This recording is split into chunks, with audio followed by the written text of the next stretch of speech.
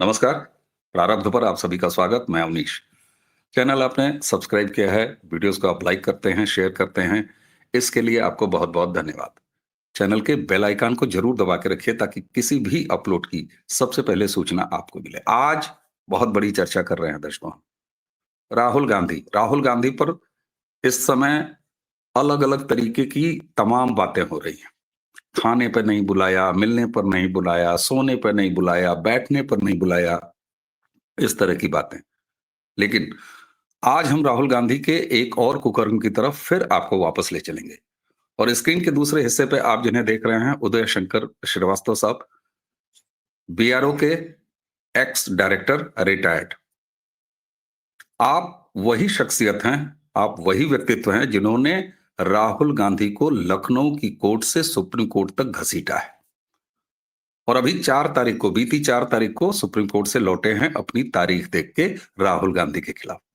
आप सबको याद होगा लखनऊ की अदालत जिसमें राहुल गांधी ने सेना के अपमान के मामले में जमानत ली, मुचलका भरा, हर तरह के वो कांड किए जो उन्हें अदालतों में करना होता है, लेकिन जिसके लिए वो बाहर मना करते हैं कि मैं एलओपी हूं, मैंने लिख के दे दिया, बोल दिया, हो गया, मैं दस्तखत नहीं करूंगा, कहीं एफिडेविट नहीं दूंगा। लेकिन ये सब काम श्रीवास्तव सर ने राहुल गांधी को मजबूर किया करने के लिए कोर्ट्स में। आइए सबसे पहले जान लेते हैं कि ये मुकदमा जो सेना के अपमान का है, उसे लखनऊ से लेकर सुप्रीम कोर्ट तक राहुल गांधी को घसीटने वाले श्रीवास्तव सर, जो 4 तारीख को उस मुकदमे की पैरवी करके सुप्रीम कोर्ट से लौटे हैं।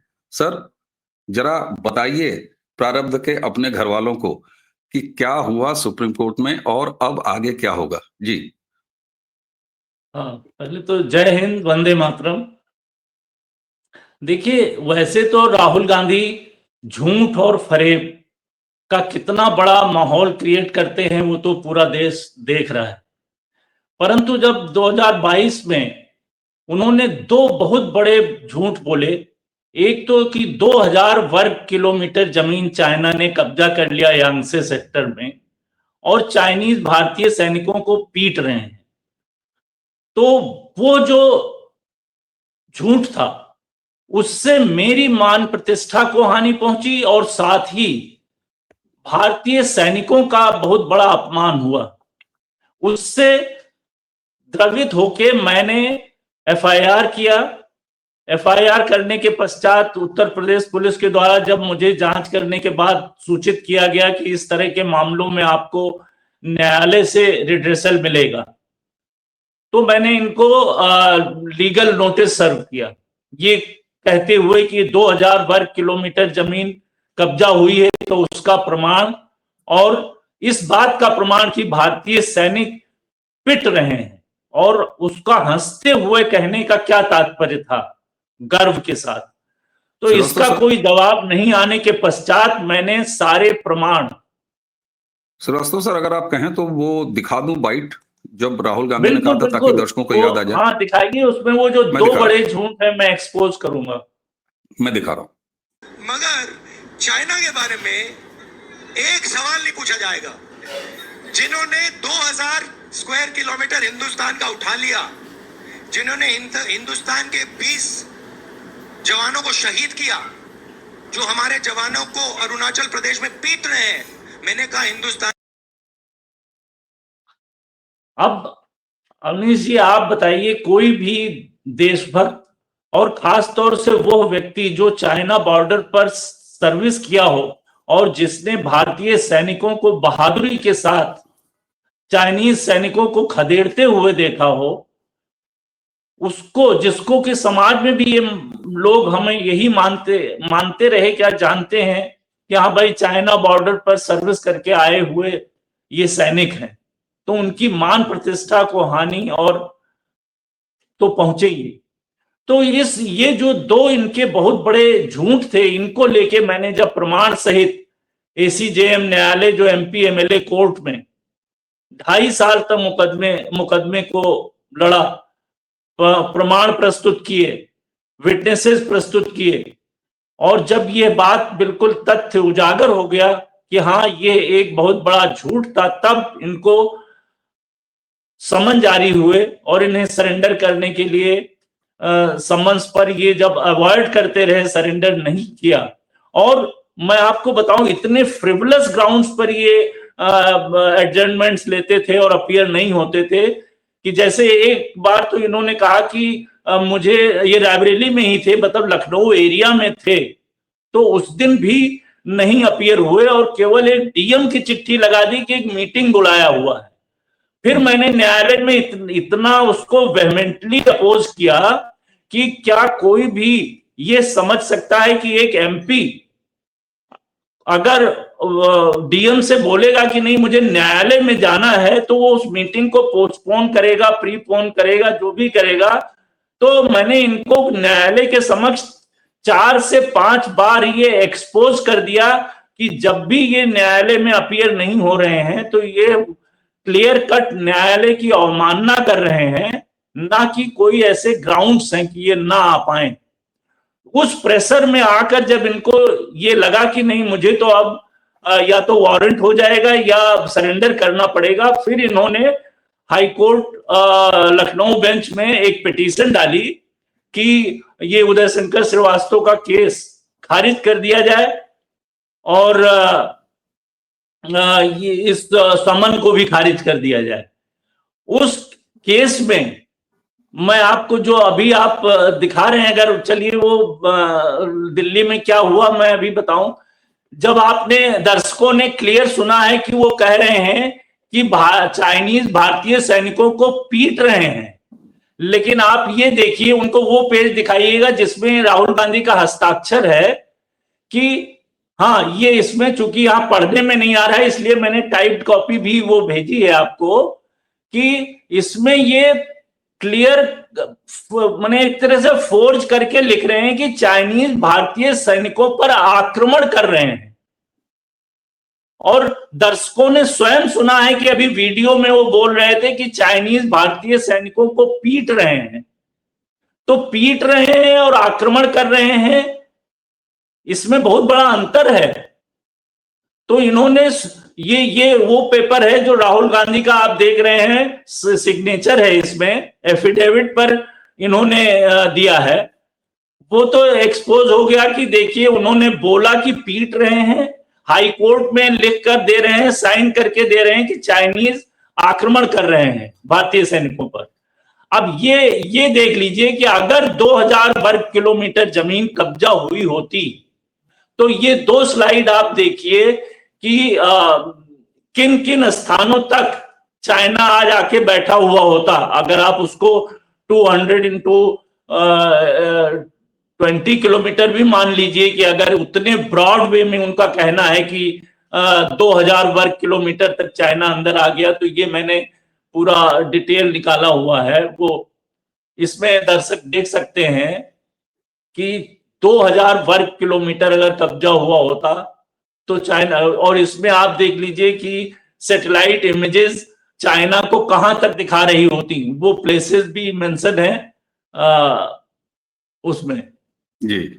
तो आज आपके प्रारब्ध चैनल पर मैंने ये इनके जो जिन 2 मुख्य बिंदुओं पर लेकर मैंने केस दायर किया, वो आज मैंने प्रारब्ध के इस प्रतिष्ठित चैनल पर मैंने देशवासियों को ये चीज सामने दिखा दिया कि वो बोल रहे हैं कि चाइनीज भारतीय सैनिकों को पीट रहे हैं, हाई कोर्ट में अपने हस्ताक्षर से लिख कर दे रहे हैं कि चाइनीज भारतीय सैनिकों पर आक्रमण कर रहे हैं।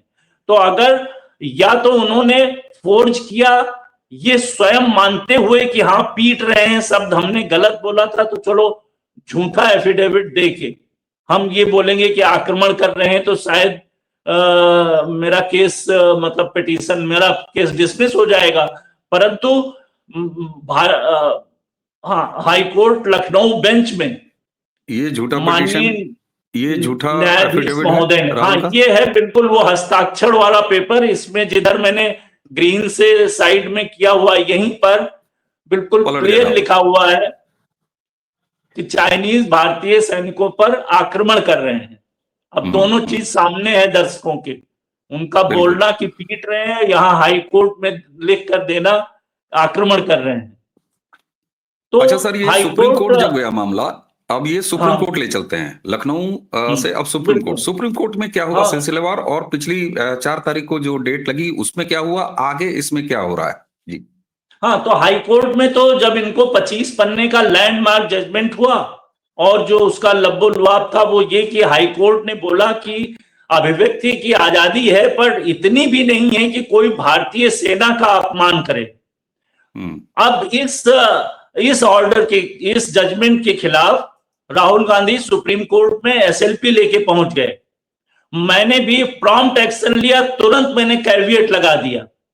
तो जो ये मनु सिंघवी और कपिल सिब्बल वगैरह का जो एक वो लेके कई दफे बिना पिटिशनर, बिना वादियों के सामने आए हुए या ऑर्डर ले लेते हैं, वो नहीं ले पाए वहां।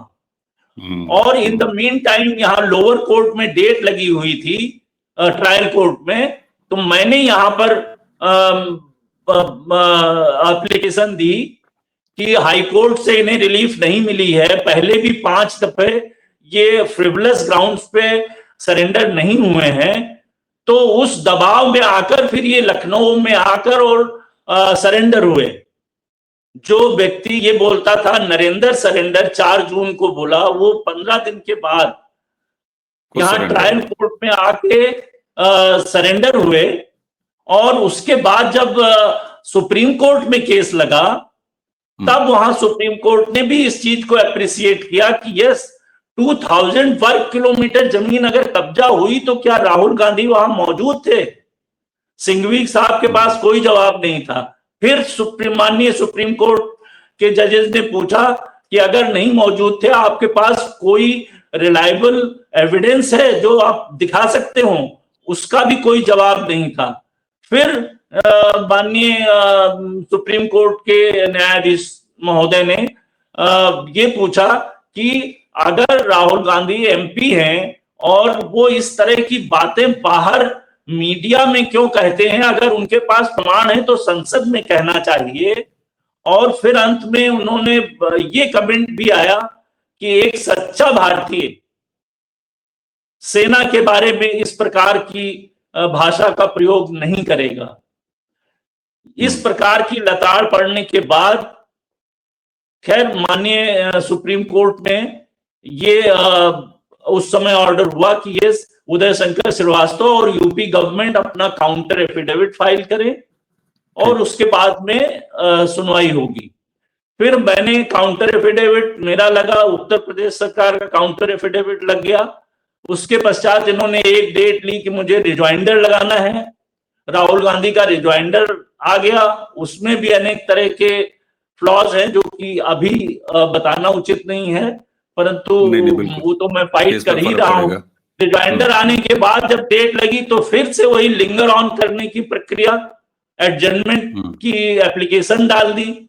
उसको हमने जब वेहेमेंटली अपोज किया, हमारे सीनियर एडवोकेट श्री गौरव भाटिया साहब रिप्रेजेंट कर रहे हैं सुप्रीम कोर्ट में, और हमारे जो AOR हैं श्रीमती अनसुया चौधरी, इन लोगों ने जब इसको वेहेमेंटली अपोज किया, तब फिर जाके एक डेट पर सिंघवी जी ने ये कोशिश की कि ये चूंकि मामला CRPC के दौरान में FIR हुई थी और जो ये समन्स जारी हुए हैं तब BNS लागू हो चुका था, तो ऐसे ही टेक्निकलिटी उठा के उसको उन केसेस में टैग कराने की कोशिश की जिन पर ये इश्यूज चल रहे हैं।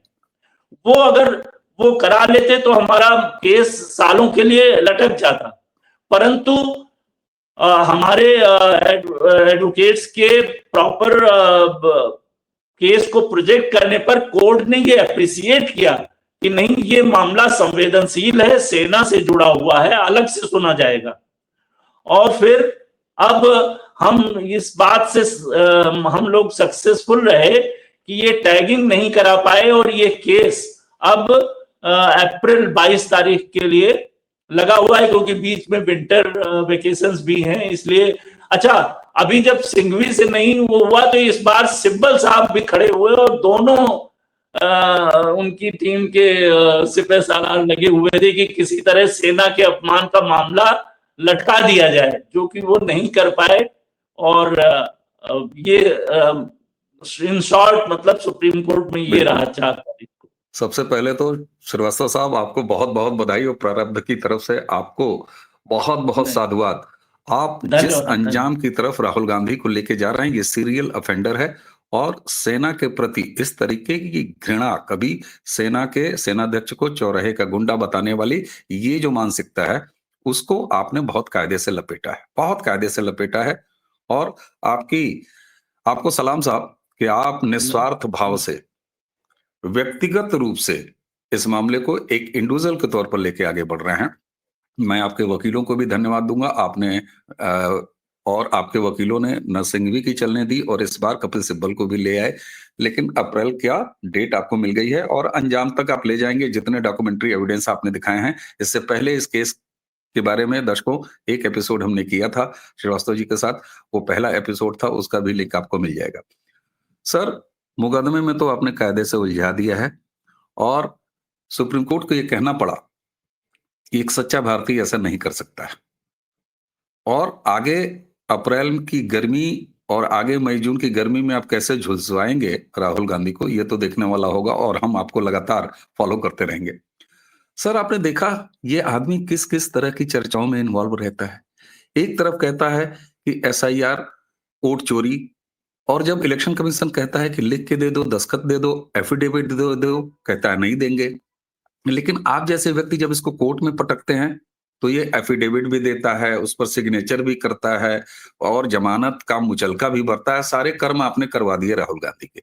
ये दोगलापन आखिर कहां तक जाएगा और क्या इसका इलाज है? क्या हर मामले में इसको कोर्ट में ही ले जाया जाए और आखिर आप तो सजा दिलवा लेंगे, ये पक्का यकीन है, जो अभी तक सुप्रीम कोर्ट का रुख है।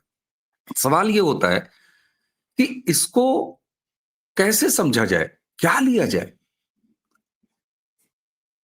हाँ, देखिए, आपको याद होगा उन्नीस जी, जब जयपुर डायलॉग्स में तहसीन पूनावाला थे और आप भी थे, तो मैंने अपना एक प्रश्न किया था कि राहुल गांधी पाकिस्तान के लिए बैटिंग करते हैं तो उनसे कैसे निपटा जाए। जो तहसीन सेटिस्फैक्ट्री जवाब नहीं दे सके, जब उनका सिपाही नहीं बता पा रहा है कि राहुल गांधी के इस तरह के नहीं तो अनाप शनाप बयान। हाँ, स्पीकर तो पे फिर मेरे तो बगल में बैठा था, मैंने तो कायदे से सुनाया तहसीन को। हाँ, बिल्कुल बिल्कुल। तो जब उनकी अपनी मंडली उनके कार्यों को डिफेंड इसलिए करते हैं क्योंकि इस देश में कुछ लोग, मैं कह सकता हूं, अब तो आप जैसे चैनल के माध्यम से और जागरूकता होने की वजह से अब यह चीज सामने आई है कि हाँ, इस परिवार के सामने हाथ बांधकर खड़े होने की जो एक गुलाम मानसिकता थी वो इस देश से समाप्त होनी चाहिए। तो इस हमारी जागरूकता, जो आपने बोला कैसे होगा, तहसीन तो नहीं बता सके थे, परंतु मैं आपको स्पष्ट बताता हूं कि आप जैसे कर्मठ जो चैनल हैं और जयपुर डायलॉग्स जैसा जो फोरम है और हम जो भी ये राष्ट्रवादी सोच जागृत हो रही है और अच्छे ढंग से इस देश में जागृत हो रही है, वही लहर इस तरह के जो एक झूठे माहौल को क्रिएट करके जो राहुल गांधी पूरे देश में एक अराजकता का माहौल पैदा करना चाहते हैं, वो उसको नलिफाई करेगा तो हमारा राष्ट्रवादी जो नागरिक है देश का, वो इनकी सही जगह दिखाएगा और इस तरह की सोच इस देश से धीरे ही सही परंतु आने वाले समय में समाप्त होकर ही रहेगी, ऐसा मेरा विश्वास है। बिल्कुल। अच्छा सर, ये बताइए, ये अभी पुतिन साहब जो 23वें इंडो रशियन समिट, और ये व्यक्तिगत कोई दौरा नहीं था और अचानक दौरा नहीं था, प्लान्ड दौरा नहीं था, ये एक रवायत चली आ रही है और ये 23वां भारत और रूस समिट है जो कि होता आया है, कांग्रेस के समय भी होता आया है, तभी तो 23वां हुआ है। इसमें जो है वो भोज में न्योता नहीं मिला और राहुल गांधी बड़ा परेशान थे। अचानक इनको क्यों याद आ गया है कि मैं तो एलओपी हूँ, एलओपी होने की और जिम्मेदारियां तो ये निभाते नहीं। संसद में कपड़े पहन के आने की तमीज नहीं है, संसद में बोलने की तमीज नहीं है, संसद परिसर के बाहर कुत्तों पर बात करते हैं, भौं भौं करते हैं, कहते हैं कि अंदर पेट्स बैठे हुए हैं। तो अचानक इनको ये ज्ञान कहां से, ब्रह्म ज्ञान कहां से आ गया कि अरे मैं तो इस देश का एलओपी हूं, मुझे तो पुतिन साहब के साथ खाना खाना था। बिल्कुल, जो प्रोटोकॉल की बात करें, क्या उनको वो प्रोटोकॉल नहीं पता है कि अगर चुनाव में कोई धांधली कहीं पाई जाती है तो उसके लिए एक प्रक्रिया है, उस प्रक्रिया का पालन किया जाना चाहिए? क्या वो प्रोटोकॉल नहीं है? तो जिस व्यक्ति को ये प्रोटोकॉल ना पता हो कि हाई कोर्ट में अगर कोई एफिडेविट देना है तो अक्षरशः वो बात ही टाइप करवानी है जो उसने बोली है, जिसको वो प्रोटोकॉल ना पता हो, जिसको ये प्रोटोकॉल ना पता हो कि चाइना के साथ राहुल गांधी और सोनिया जी का अगर कोई करार हुआ है और देश जानना चाहता है, देश के नागरिक जानना चाहते हैं कि वो करार क्या है, जो आदमी उस करार को सार्वजनिक न कर रहा हो वो प्रोटोकॉल की बात करे, और वो व्यक्ति जो राष्ट्रीय पर्वों पर न्योता मिलने पर झंडारोहण में लाल किले के समारोह में न जाता हो, जो अभी माननीय राष्ट्रपति के सुप्रीम कोर्ट के मुख्य न्यायाधीश के शपथ ग्रहण समारोह में राष्ट्रपति भवन न जाता हो, उस व्यक्ति को ये कहने का कि प्रोटोकॉल भी होता है और मुझे राष्ट्रपति भवन में डिनर पर आमंत्रित किया जाना चाहिए, ये हास्यास्पद लगता है। जब वो व्यक्ति राष्ट्रपति भवन एक शपथ ग्रहण समारोह में नहीं जा सकता है तो उसे डिनर में भी जाने का कोई हक नहीं है। बिल्कुल इसलिए बिल्कुल उनको वहां पर न बुलाया जाना बिल्कुल सही निर्णय है और मैं तो इसको एक सही कदम मानता हूं। बिल्कुल साहब।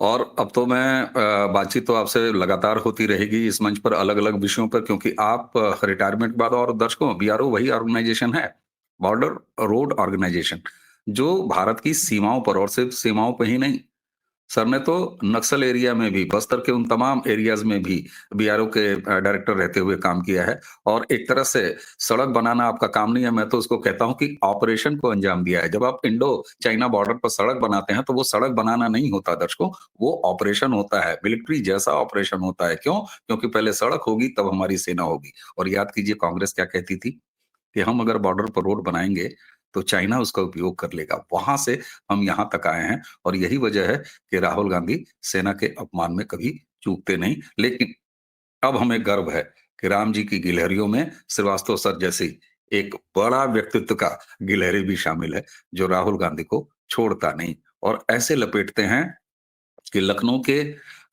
हाई कोर्ट से लेके और सुप्रीम कोर्ट तक, सुप्रीम कोर्ट को कहना होता है कि एक सच्चा भारतीय ऐसा नहीं कर सकता।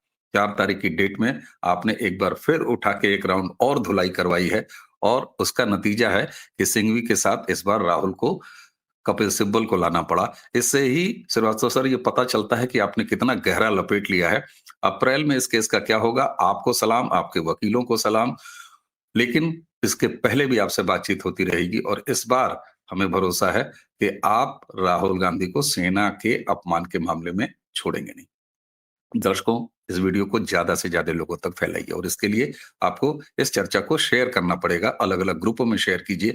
और जिनके बारे में आप खबरें पढ़ते हैं कि राहुल को लखनऊ की अदालत से जमानत लेनी पड़ी और सुप्रीम कोर्ट ने ऐसा कहा, वो साक्षात रूप से आपके सामने है श्रीवास्तव सर, जिनसे हम लगातार प्रारब्ध के मंच पर बात करते हैं।